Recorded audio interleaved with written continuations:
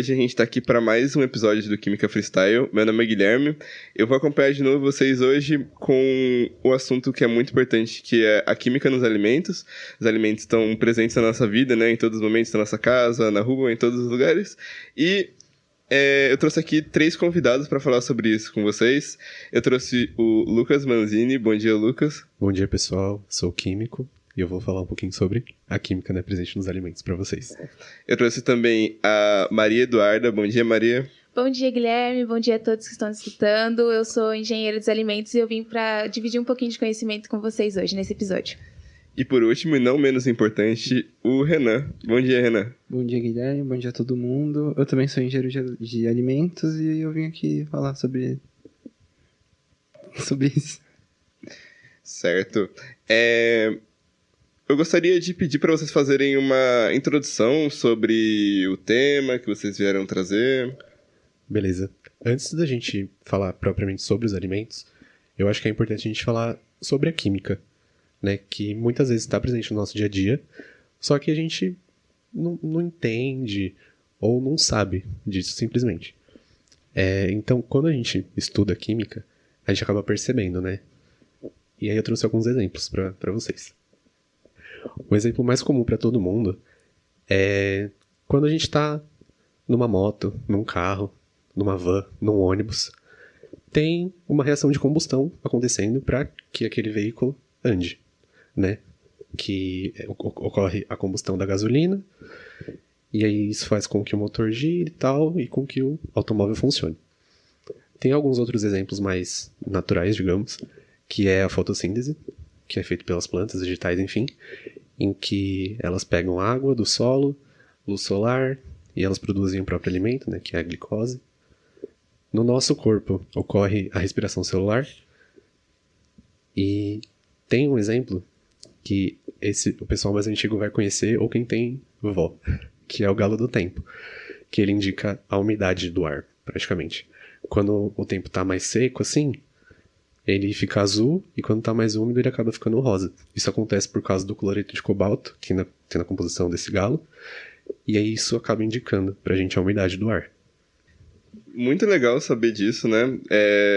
Eu já tinha visto também esse galo do tempo, e você citou a água. A água é muito importante na nossa vida, e eu queria entender se na química, nos alimentos naturais, ela é importante também. Gostaria que você explicasse para mim, Lucas. Então, isso é uma coisa importante de falar, né? Que às vezes as pessoas falam, não come isso porque tem muita química.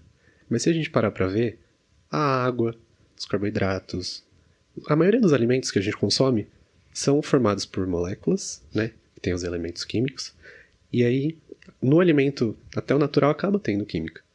E aí, a água é um dos alimentos mais comuns, né, no nosso dia a dia. A gente bebe, a gente usa para cozinhar, a gente toma banho, a gente lava roupa com ela. A água é composta por hidrogênio e oxigênio, né, feita por ligações covalentes e tudo mais.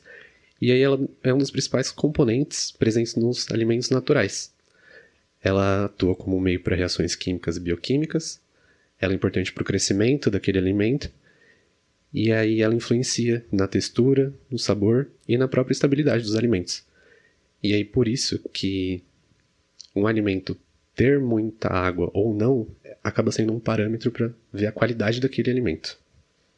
Muito interessante. É muito legal você ter citado isso, porque alguns programas atrás vieram aqui falar também sobre fake news e acabaram citando, né, essa questão da química, como as pessoas citam a química nos alimentos como sendo algo ruim, sendo que a química está presente nessas coisas e é algo natural, né? Eu gostaria de perguntar agora para você, Maria Eduarda, quando a gente fala de conservação, você que é uma engenheira, né? Então, uma engenheira de alimentos, trabalha com essa parte. Gostaria de saber sobre a conservação dos alimentos e o papel da água nessa conservação. Claro, a atividade da água não é simplesmente a quantidade de água, mas sim a fração dela disponível para que as reações ocorram, né? Nos alimentos processados, a gente busca diminuir essa atividade para desacelerar justamente as reações químicas e biológicas. Isso acaba aumentando a vida útil e a segurança do alimento. Sobre essas reações, eu acredito que o Lucas consegue explicar um pouquinho melhor do que eu. Consigo sim.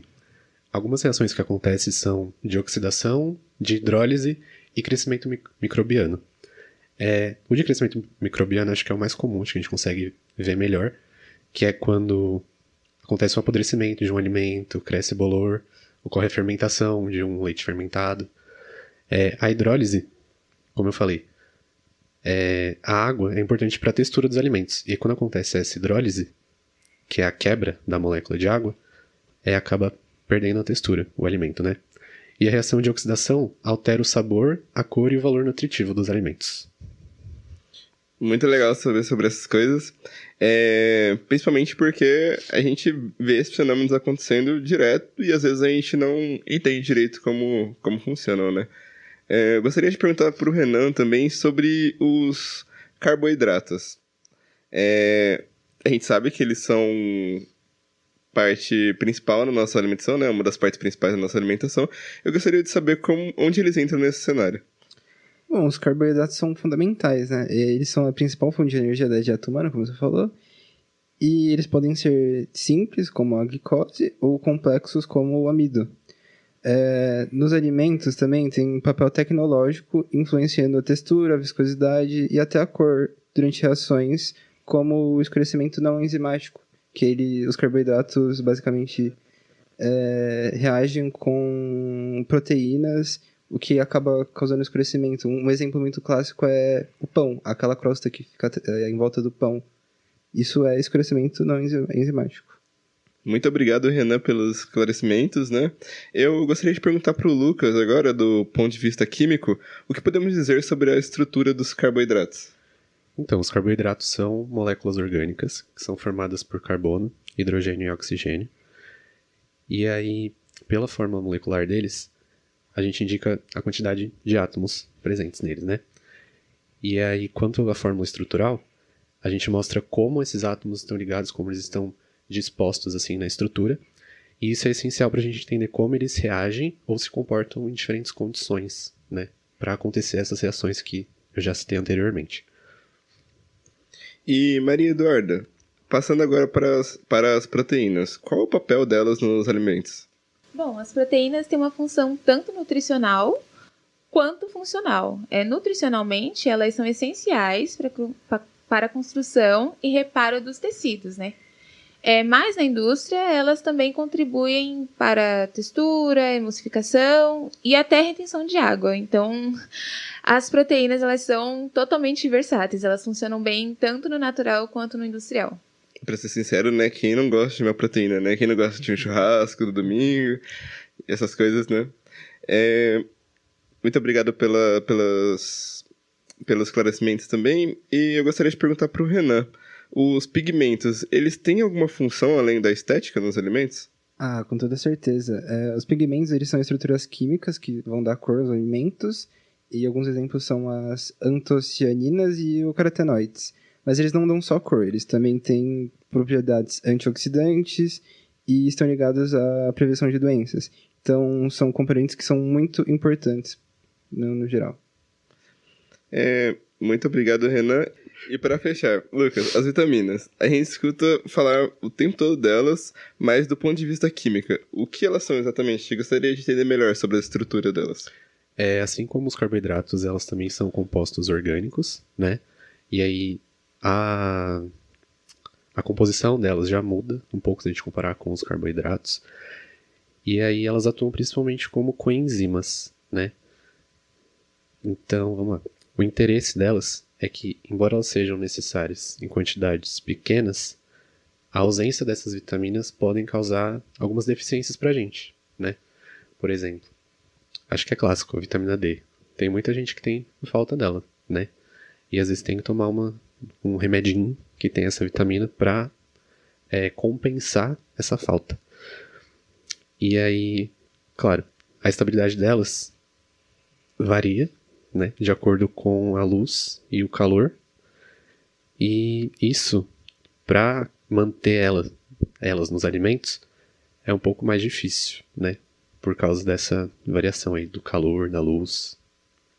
Por isso que nas embalagens também às vezes vem indicando, né? Falando manterem temperatura ambiente, manterem local sem luz solar.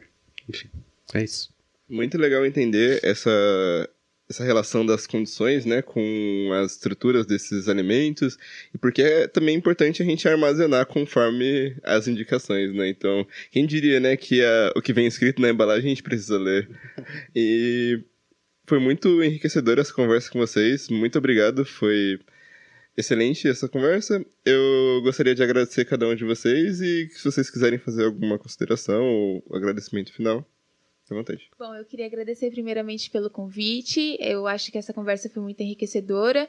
É muito importante também para conscientizar as pessoas que ouviram essa conversa para que elas possam se atentar mais aos detalhes, né? Que a gente acaba vendo algumas coisas acontecerem, mas a gente não consegue atribuir um significado para essas coisas. E eu acho que essa é uma das conversas no qual a gente conseguiu atribuir alguns significados a alguns fenômenos que acontecem no dia a dia de todo mundo. Então eu queria agradecer mais uma vez, Guilherme, pelo convite, ao podcast Química Freestyle.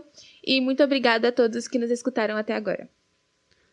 Eu gostaria de agradecer também o convite, né? Agradecer o Guilherme, agradecer a produção do podcast. E aí, é isso, gente. Muito obrigado. Até mais. Eu gostaria só de agradecer pela oportunidade de estar aqui. E é isso. Falou. Obrigado a todos, até a próxima.